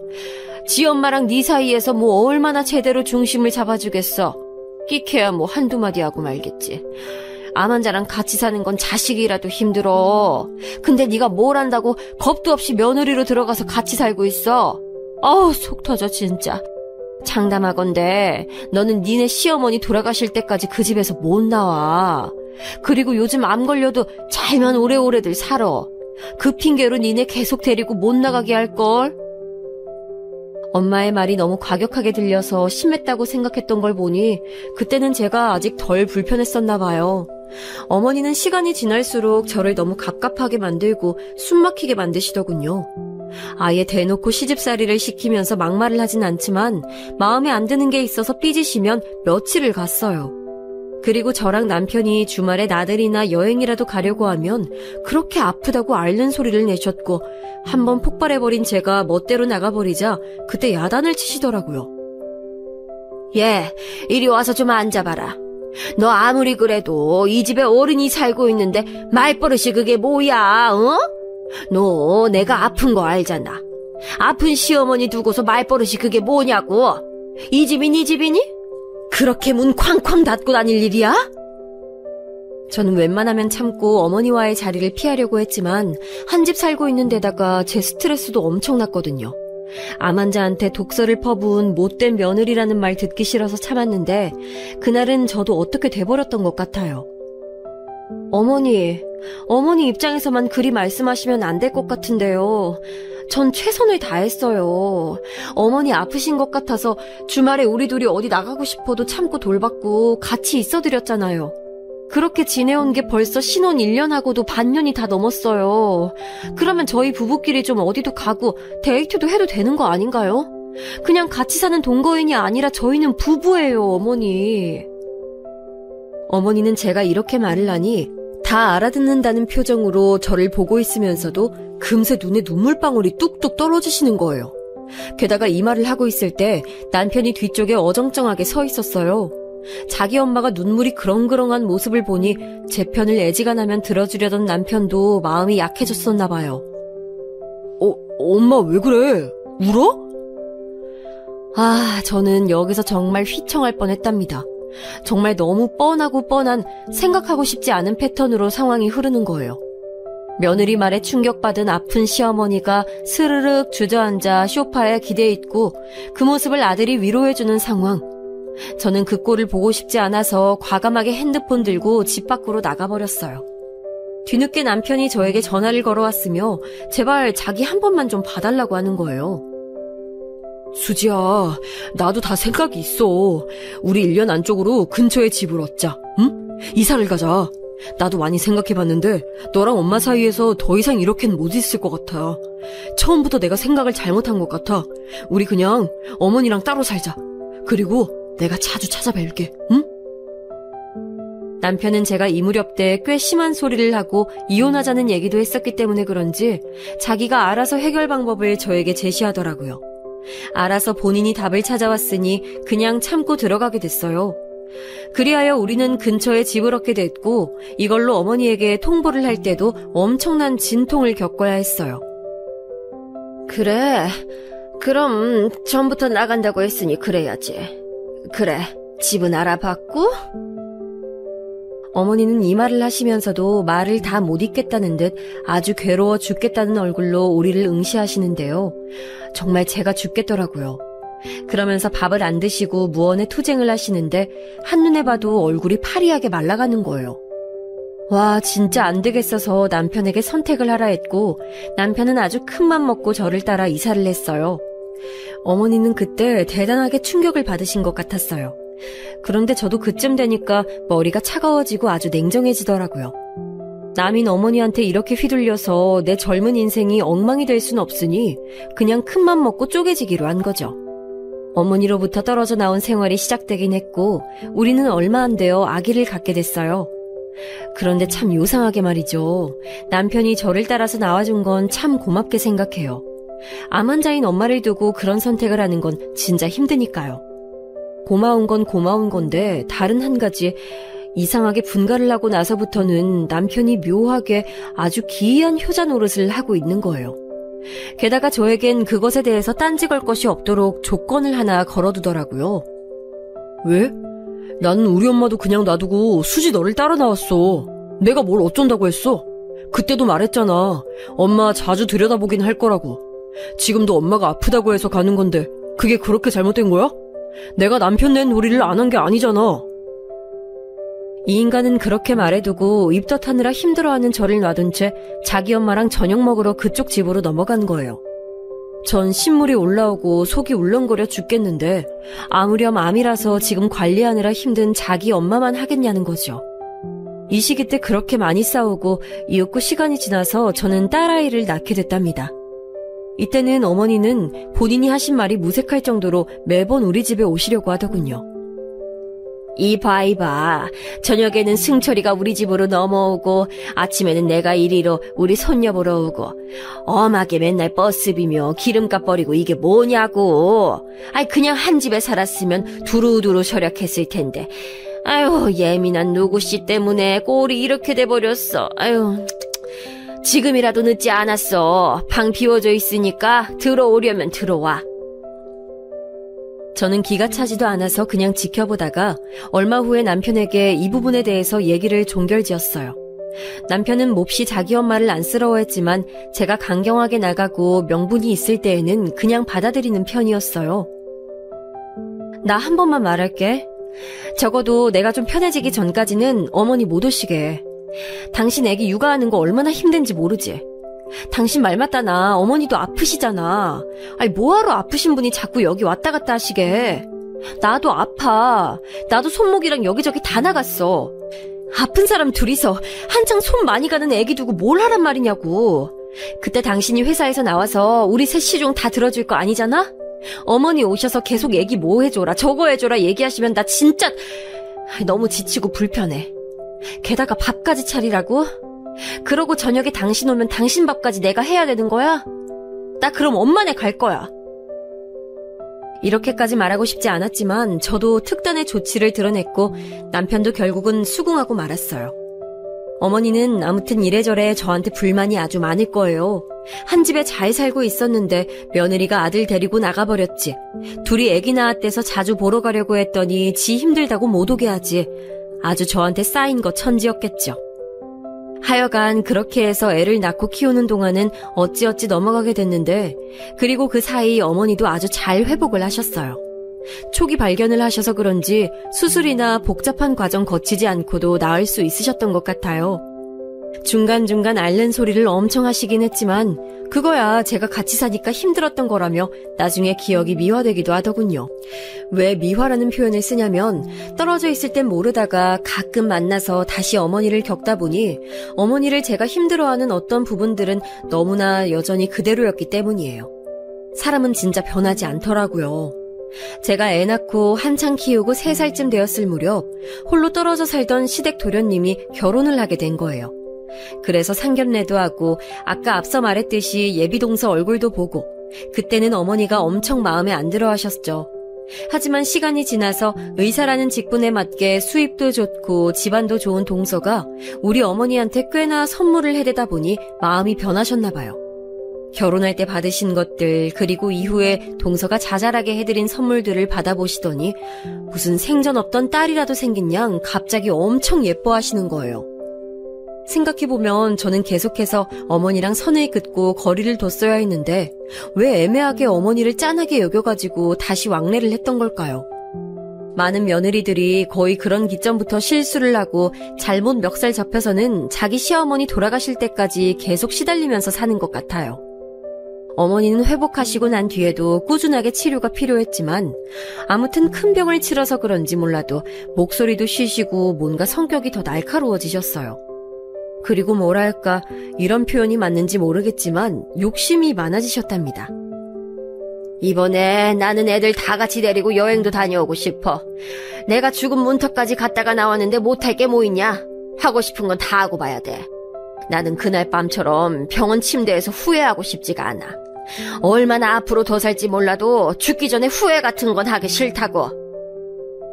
이런 어머니의 말씀이 짠하게 느껴지기도 하고 제 인생을 돌아볼 때 약간은 적용이 되기도 하지만요. 뭐 다 좋다 이거예요. 근데 그 행위에 제가 왜 동원되어야 하는지 모르겠더라고요. 그것도 아주 피곤하게 말이죠. 얘 큰애야, 이번에 동서는 여행 같이 못 간단다. 뭐 진료가 많다나. 하긴 연휴에도 다들 안 쉬고 일들 하잖냐. 쟤도 얼마나 힘들겠어. 게다가 임신 중이니 몸이 보통 힘든 게 아니지. 게다가 우리끼리 잘 다녀오라고 용돈까지 보내줬어. 하여간 보통 기특한 게 아니야. 내가 늙음하게 막내 며느리는 제대로 로또 맞은 기분이다. 아니 이런 말을 어떻게 며느리가 하나도 아니고 딸랑 둘이 있는 중에 말을 할 수가 있나요? 저는 뭐 로또가 안 됐다, 잘못됐다고 표현하고 싶으신 게 느껴져서 좀 짜증나더라고요. 본인이 아팠던 거면 아팠던 거지 왜 그 한을 자식들을 통해서, 그것도 큰 며느리인 저를 통해서 풀려고 하시는지 모르겠어요. 저도 애 어린이집 보내고 집안일 하랴 새로운 일 알아보느랴 엄청 바빴어요.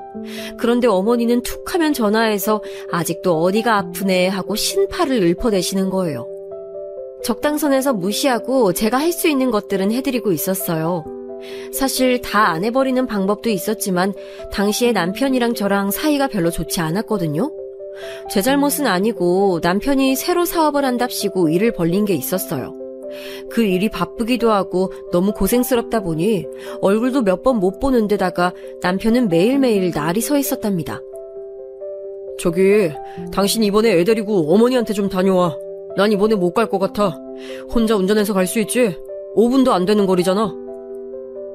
이때 저도 받아쳐서 뭐라고 하려고 했지만 사실 그냥 가서 밥만 먹고 오면 되기도 하고 남편이랑 웬만하면 싸울 거리를 만들고 싶지 않았어요. 정말 둘 다 예민해지고 입만 열면 싸워댈 때고 우리 딸은 심장이 좀 약한 편이라서 저도 괜한 에너지를 소비하고 싶지 않았거든요. 진짜 애 크기만 해봐라, 아픈 것만 좀 정상이 되기만 해봐라 하고 약간 벼르고 있었답니다. 무튼 그렇게 해서 저 혼자 운전해서 어머니한테 다녀오기도 했는데 이때 되게 황당한 부탁을 하시는 거예요. 예, 너 그러고 그냥 가지 말고 이거 전이랑 음식들이 너무 많으니까 네 동선에 좀 갖다 주고 가. 애는 여기 놔두고 너만 잠깐 몸만 다녀오면 되잖아. 갔다 올 수 있지? 네? 아니요, 어머니. 저 이후에 약속 있어요. 아니. 저도 저희 집 가야죠. 그리고 이 사람도 없는데 제가 무슨 혼자서 서방님 댁을 가요. 나중에 동서 보고 들려서 가져가라고 하세요. 이 말을 하면서도 전 너무 어이가 없어서 표정 관리가 잘 되지 않았어요. 되게 당황스럽고 짜증이 나서 아주 꺼벙한 눈을 하고 어머니를 어이없다는 듯 쳐다보고 있었어요. 그런데 어머니도 얼마나 약삭빠른지 제가 기분 나빠할 걸 미리 알고 계셨던 건가 봐요. 제 쪽은 일부러 보지도 않고 계속해서 본인 할 말만 따다다 전하시는 거예요. 으이그, 야! 네 동서가 여기 왔다 갔다 할 정신이 있었으면 진즉 왔겠지 않았겠냐? 여기 못 와서 너무 미안하다고 용돈도 보내고 과일도 보내잖아. 그럼 지도 명색이 시댁 있는 며느리인데 시댁에서 만든 나물이면 전 맛이라도 봐야지. 둘이서 이 명절에 뭘 해다 먹겠어? 나라도 해다 줘야지. 그러니까 그걸 본인이 알아서 하시던지 아니면 본인 막내 아들이랑 얘기를 할 것이지 왜 애를 안고 운전까지 해서 온 저를 시키는 걸까요? 저는 딱 잘라서 못하겠다고 말씀드렸어요. 갈수록 저는 스트레스 받을 만한 거리들을 제 안에 쌓아두고 싶지 않았거든요. 어머니, 저도 집에서 엄마 아빠 다 기다리고 계셔서 안 될 것 같아요. 여기서 동선에까지 차로 간다고 해도 지금 차 밀려서 40-50분 걸려요. 저희 집은 저 온다고 밥도 안 먹고 기다리고 계시고요. 그거 왕복해서 왔다 갔다 하면 저는 오후 시간 다 버리는 거예요. 애도 지금 지쳐서 잘랑말랑한데 그렇게 되면 너무 피곤해서 안 될 것 같아요. 나중에 동서랑 얘기하시던지 아니면 서방님 오라 하세요.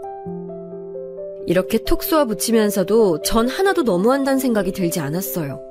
본인 아들, 둘째 아들과 그 며느리가 안아본 것에 대해서는 한마디도 못 해놓고 이 자리에 꾸역꾸역 시어머니 혼자 명절 보낼까 찾아온 저한테 그러시면 안 되는 거잖아요.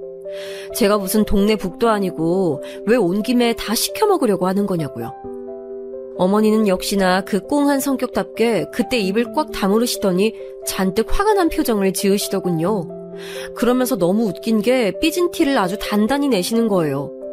전 부치고 잡채하는 건 저랑 같이 해놓으시고서 막상 집에 간다고 준비하는 저한테는 조금도 내주시질 않더라고요.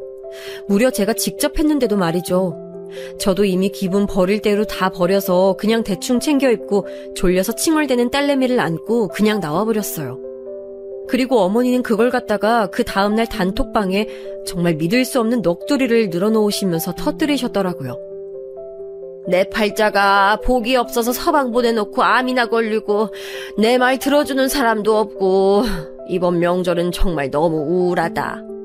둘째네는 늦게라도 다녀갔으니 고맙다. 니네 얘기 아니니까 신경 쓰지 말아라. 이렇게 글을 몇 줄 써두셨는데 저 아침에 일어났다가 이 통 내용 보고 정말 기절할 뻔했잖아요. 너무 스트레스 받아서 말이에요. 당장 전화해서 따질까 말까 하다가 남편이 외려 저를 다그치길래 이제 이쪽이랑 싸우게 됐어요. 당신 어제 어머니한테 안 갔어? 내가 다녀오라고 했잖아. 와, 어이가 없네.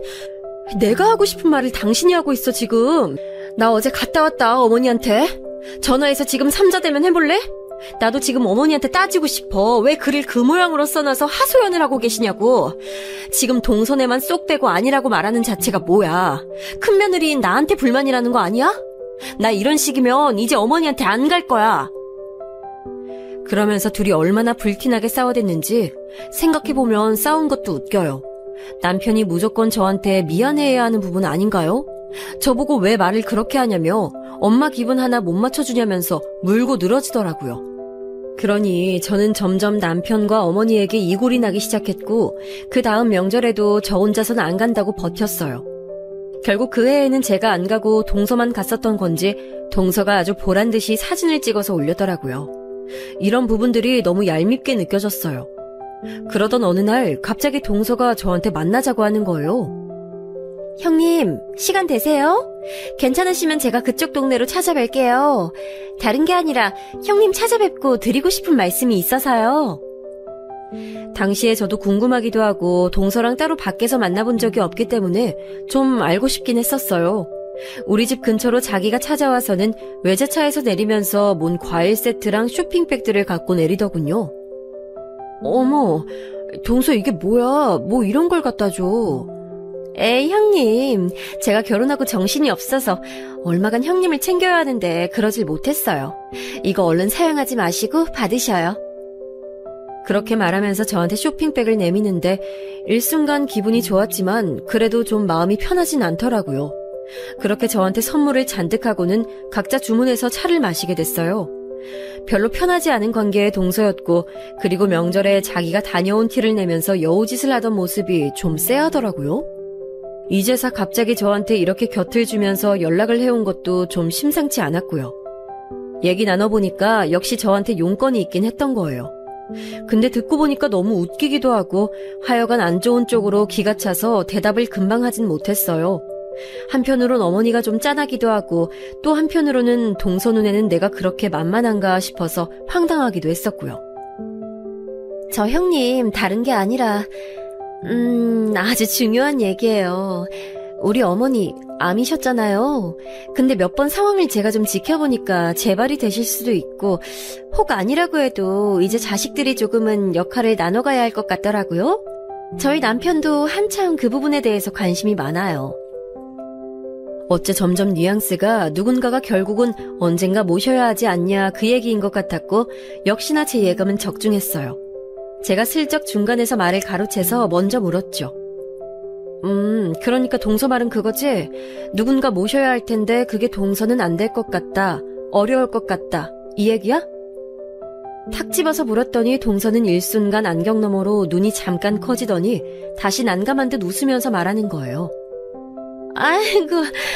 아유, 얘기가 그렇게 전달이 돼버렸네요. 사실 뭐 크게 다른 얘기는 아니긴 하지만 네, 아무튼 저도 그런 의미로 말씀을 드린 거긴 해요. 아시다시피 저희 아빠 병원이 엄청 바쁜 관계로 지금 남편이 혼자서 애 케어하는 것도 힘들 정도로 제가 집안일을 못해요. 진짜 엉망진창이라 애도 불평하고 남편도 엄청 뭐라 말을 하고 있거든요. 이 정도로 살림솜씨도 없고 가정을 거의 못 돌보고 있네요. 이때쯤 저도 슬쩍 미간에 주름이 잡히더군요. 동서, 말 돌리지 않고 바로 말해줬으면 좋겠어. 그니까 동서는 어머니 모시는 상황이 오면 안 될 것 같다는 얘기잖아, 그치? 근데 그 얘기를 굳이 나한테 전하는 이유는 그러면서 누구건 간에 자식된 도리로서 모셔야 할 것 같다는 얘기는 내가 하길 바란다는 거 아니야? 내가 맞게 이해한 거지? 이렇게 말을 하다 보니 대체 제가 뭘 그렇게 무르게 살아길래 별로 왕래도 안 해보았던 동서한테 이처럼 만만하게 보여야 하는지 이해가 가질 않았어요. 아니면 어머니가 얼마나 저를 바보처럼 얘기해놨으면 그런가 싶기도 했고요. 무튼 동서는 당황하면서 말을 삥삥 돌려대더니 결국은 인정을 했고요. 그 갑작스런 선물들은 그런 역할을 저에게 맡기기 위한 아부용 조공이었던 거죠. 이때 너무 머리가 아프고 짜증스러웠지만 이왕 우리 집에 둔 것들이고 그냥 일단 놔두고 가라곤 했어요. 동서는 그 뒤로 제 눈치를 힐끔힐끔 보더라고요. 아무래도 우리 어머니가 70대에 암을 겪었고 오늘 내일 하시는 날들이 올 확률은 있겠죠.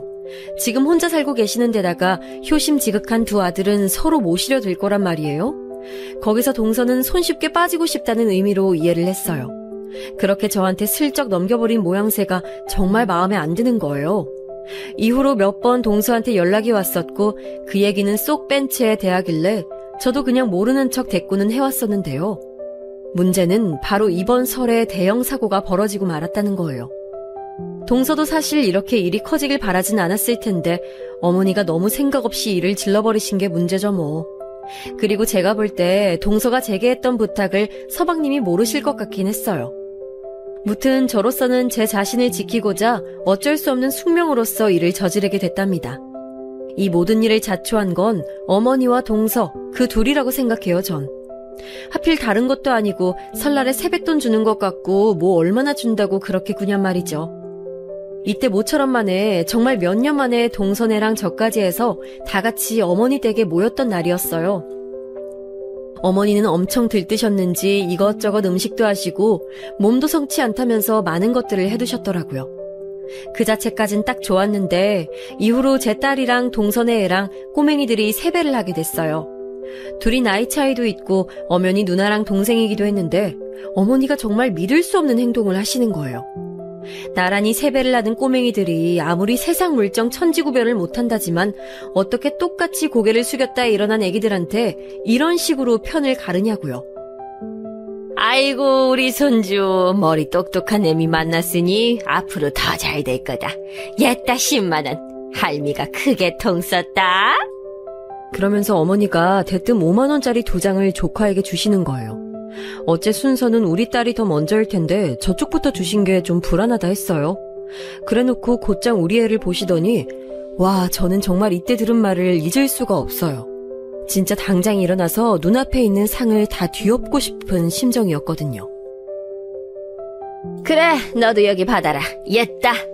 너는 그래 머리 똑똑한 애미는 아니고 그냥 애미지 뭐. 성질 좀 고쳐야 하는. 아니다. 그래 너는 너그 애미 잘못 만난 거야. 네 탓을 해라. 그러면서 저를 힐끔 보시더니 우리 애한테 꾸깃한 1,000원짜리를 꺼내서 애 손에 쥐어주시는 게 아니겠어요? 아니 애들이 대체 뭘 안다는 거예요. 우리 애는 아무것도 모르고 그걸 받아서 할미 고맙다며 인사까지 꾸벅했어요. 이때 정말 눈이 확 돌아버리더라고요. 그 말에 동서는 움찔하면서 저를 보더니 어머니가 자기를 보고 낄낄거리고 웃으니까 또 그 장단을 맞추며 같이 웃고 있더라고요. 저는 이때 너무 분노해서 콧김이 막 나오고 뭐라고 하려는 차에 남편까지 제 화를 돋궈버렸어요. 엄마가 농담한 거잖아. 그냥 좀 앉아. 아니 놔봐. 이거 놔. 제가 남편이랑 실랑이를 벌이자 어머니는 그걸 보시고 또 미간을 팍 찌푸리시더니 진짜 간만에 이렇게 자식 며느리들 다 모인 거 고마운 줄도 모르고 주제넘는 소리를 하시는 거예요. 아이고 저거 봐라. 저렇게 썽을 내니 인상이 그대로 굳어져서 맨날 찡그리고 있지. 너 그러니까 내가 성질 고치라는 거야. 이제 매년 꼬박꼬박 와서 제대로 챙길 생각을 내라. 이 김에 너도 네 성질 고쳐. 여기서 저는 더 이상 그 누가 와도 누구 할아버지가 와도 걷잡을 수 없을 정도로 폭발해버리게 됐어요. 고마운 걸 모르는 할망구 같으니 그간 무시해댄 거 다 참고 꾸역꾸역 명절에 왔더니 한다는 소리가 대놓고 손주 손녀 차별에 뭐 저보고 성질을 고치라고요? 여기서부터 저는 주체할 수 없는 얘기들을 마치 랩을 하듯이 그대로 쏟아내버렸어요. 저한테 손가락질 해가면서 낄낄거리던 어머니는 제 얘기가 길어질수록 점점 얼굴을 붉히셨고 이내 평소에 하듯 입을 앙다물고 분노에 차서 저를 노려보시더군요. 달라진 게 있다면 그 노려보던 대상이 저뿐 아니라 그렇게 오구오구 하시던 동서한테도 불길이 튀었다는 거예요. 그렇게 오기야 금이야 로또 며느리야 하던 막내네 며느리한테 미리 버림받은 게 어떠신지 아주 의중이 궁금했어요, 전. 제 성질을 뭐 어떻게 고치라는 말씀이세요? 어머니도 어머니 앞길부터 미리 좀 보셔야 할 텐데 왜 엄한 제 걱정을 하시는지 모르겠네요. 어머니 그거 아세요? 모르시겠다. 동서가 저한테만 다녀와서 말을 했었거든요. 당연히 아실 리가 없겠네요? 이쯤부터 동서 눈이 커지더니 그때 식탁에서 사과를 아삭거리며 먹고 있던 서방님까지 동시에 저를 아주 뚫어지게 응시하는 거예요. 남편도 분위기 험악한 상황에 제가 맞받아치기 시작하니까 긴장하는 눈치였고요. 저는 애지간해서 폭탄을 터뜨리지 않았거든요. 의사 며느리랍시고 동서가 그렇게 예쁘세요? 의사니까 바쁘니까 어쩔 수 없어서 동서 다 받아주시더니 정작 동서는 어머니를 그닥 예뻐하지 않던데요. 어머니 나중에 아프시면 모셔야 될까봐 걱정하고 있더라고요. 말이 끝나자마자 동서는 저를 다급하게 불렀어요. 형님, 잠깐! 저기, 왜 그러세요, 형님? 이러면서 허둥지둥 저를 불렀고, 저는 아랑곳 않고 계속 말을 이어갔어요.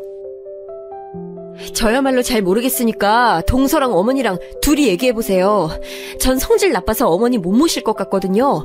어머니도 싫으시잖아요. 근데 어째요? 그럼 희망은 동서밖에 없는데 동서가 어머니 모시기 싫다고 저 찾아왔었어요. 어머니 좋아하시는 명품이랑 사가지고요. 아주 자기한테 모시라고 할까봐 기겁을 한 눈치더라고요. 이쯤부터 진짜 뭐 폭우라도 쏟아지고 그걸 다 얻어맞은 양 일동이 전부 저를 빼고 조용했어요. 꼬물거리는 애들 목소리를 제외하고 말이에요. 남편 그리고 서방님 어머니는 믿을 수 없다는 눈으로 동서 쪽을 쳐다봤고 동서는 안경을 벗더니 고개를 푹 숙이곤 식탁 의자에 털썩 앉았어요. 동서도 대차게 얄미운데 전 모든 악의 근원은 어머니라고 생각하거든요. 동서도 너무너무 싫지만 돈 더 갖고 와서 살랑거리는 며느리는 봐주고 꾸역꾸역 몸으로 떼어가며 신혼 초부터 어머니 장단을 맞춰드린 저는 저렇게 무시해대는 어머니. 전 어머니도 제대로 엿먹어보라며 폭로를 했어요. 그리고 어머니, 제 인상이 뭐요? 저도 인상 찡그릴 일 없었으면 좋겠어요. 어머니가 뭔데 제 자식한테 저를 갖고 애미 잘못 뒀네 어쩌네 저주하는 소리를 하고 계세요. 뭐 어머니 마음에 드는 인상이 있으시긴 해요? 언제는 동서 결혼 전에 뭐 저런 못난이가 왔냐고 못난이 인형 같아서 속상해 죽겠다고 하셨잖아요. 선물 몇 개 받고 나니까 동서 얼굴이 갑자기 연예인처럼 보이시는 건 알겠는데 거 너무 티나게 좀 그러지 마세요. 진짜 사람이 참고 또 참고 하니까 정도를 모르시네.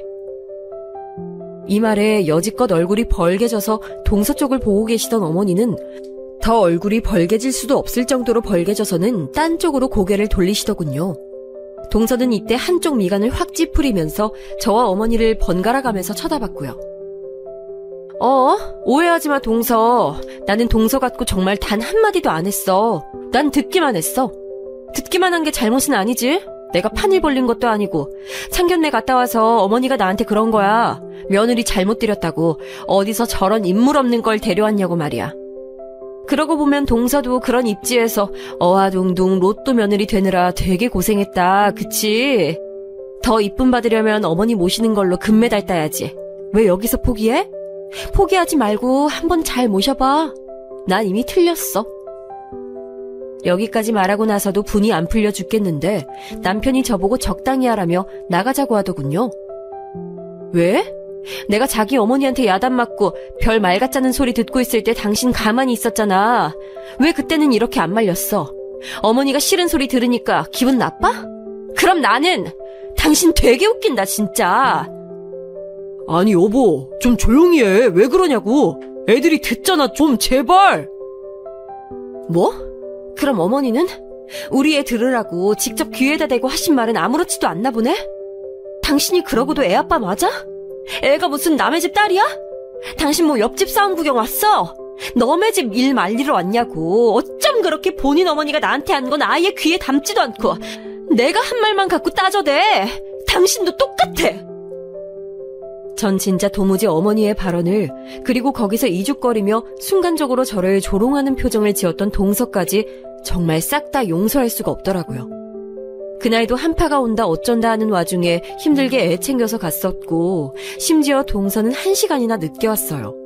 그런데도 어머니는 먼저 온 저한테 삿대질해가면서 이거 놔라 저거 놔라 해서 저를 살살 긁어대시더니 급기야는 저렇게 세뱃돈 푼돈 줘가면서 차별까지 하며 일을 쳐버린 거예요.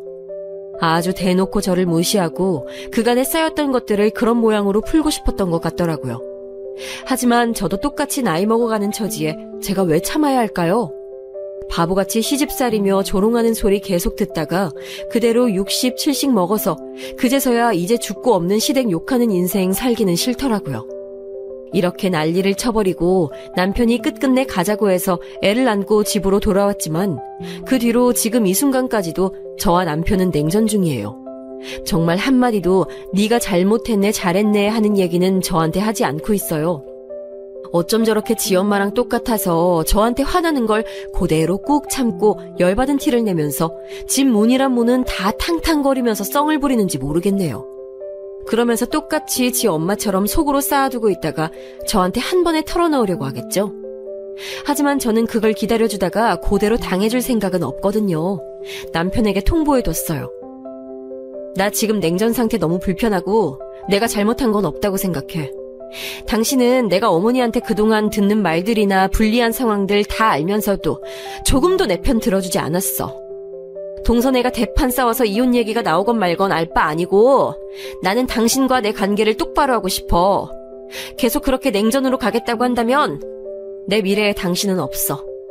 내가 괜한 마음으로 그날 터뜨린 거 아니야. 끝장볼 생각으로 터뜨린 거니까 똑바로 처신해. 이렇게 해두고 남편의 답을 기다리고 있는 중이에요. 나름 꽤 당황했는지 말은 안 하고 있지만 그 와중에 눈치는 보고 있는 모양새입니다. 뭐 대뜸 저희 엄마 아빠한테 안부 전화를 하고 용돈을 보내드렸다나요? 왜냐면 그날 원래 시댁에서 식사한 다음 별일 없으면 우리 친정으로 갈 예정이었는데 못 갔거든요. 결혼한 이래 지가 먼저 전화드려본 적 단 한 번도 없으면서 그 일이 있고 나서 제가 저렇게 일침을 놓았더니 곳에 우리 부모님한테 전화하고 지가 따로 용돈까지 보내드렸다는 거예요. 엄마도 모든 사정을 다 들으셔서 그런지 어이없어 하시더군요. 그래서 지금 네 시어머니도 쥐죽은 듯 조용히 있고 김서방도 저렇게 우리한테 살살거리며 눈치 보는 거야? 얼씨구, 꼴에 이혼당하긴 싫은가 보네. 예, 너 잘했어. 너 할 말 잘했다. 미친 여편네 같으니라고. 암 걸려서 아프다고 하는 거 다 맞춰서 같이 있어주고 참아줬더니 돈 갖다주는 며느리한테는 아부 떨고 돈 안 갖다주는 같이 있어준 며느리는 그렇게 개무시를 해? 네가 아주 속 시원하게 잘 떠들였어. 뒤로 서로 욕해대고 같이 있기 싫어하고 못생겼다고 욕할 땐 언제고 어디 등신 같은 것들끼리 한 팀이 돼서 널 무시해대? 그러다가 지들끼리 바닥 보고 지옥에 떨어진 셈이네. 예, 냅둬 그냥. 엄마 말 맞다나 저는 어머니나 동서를 안 볼 생각이에요. 남편도 저와 이혼을 안 하고 같이 살 생각이라면 제가 일평생 자기 엄마와 그쪽 가족들 안 보고 살 거란 건 각오해야 할 거예요. 솔직한 마음으로 정말 100번 양보하고 한 수 접는다고 해도 어머니의 행동이 너무 기가 막힌 거 아닌가요? 아프시다고 해서 맞춰드린 게 한두 가지가 아니에요. 신혼 때도 같이 있고 싶다고 해서 같이 있어드렸고 사사건건 시비 걸고 부부가 부부답게 시간을 못 보내게 해도 참았어요. 분가할 때도 쌩 난리를 피우시고 그 후로도 매일같이 드나드시는 바람에 저 진짜 스트레스 극심하게 받았다고요. 그래놓고 저한테 의사 며느리랑 비교해가면서 제 자식 앞에서 저를 개망신 주는 말을 하고 제 애한테 대놓고 푸대접에 차별까지 했어요. 그런 사람을 시어머니라는 이유로 제가 계속 봐가면서 살아야 할 필요가 있을까요? 저도 제 인생이 있고 더는 스트레스 받아가면서 살아갈 이유가 없어요. 그리고 어머니와 동서 사이가 어찌 되었는진 모르겠지만 아무튼 그날 제가 집을 나설 때의 분위기를 볼 때 아주 서로에 대한 신뢰도가 바닥이 난 게 보였어요. 동서는 자기 손으로 이 집을 다 쥐운들 수 있다고 생각했을 텐데 알고 보니 시어머니가 자기 외모 품평하고 못난이라고 욕했던 걸 듣고 어이가 없어 보였거든요. 그리고 어머니는 뭐냐고요. 자기 입안에 혀처럼 굴면서 명품 해다 바치는 그 자랑스런 의사 며느리가 말년에 자기 모시기 싫어가지고 큰 며느리 찾아간 걸 알게 된 거죠. 그보다 더한 배신이 어딨나요? 하여간에 사람은 죄짓고 살면 안 되는 것 같아요.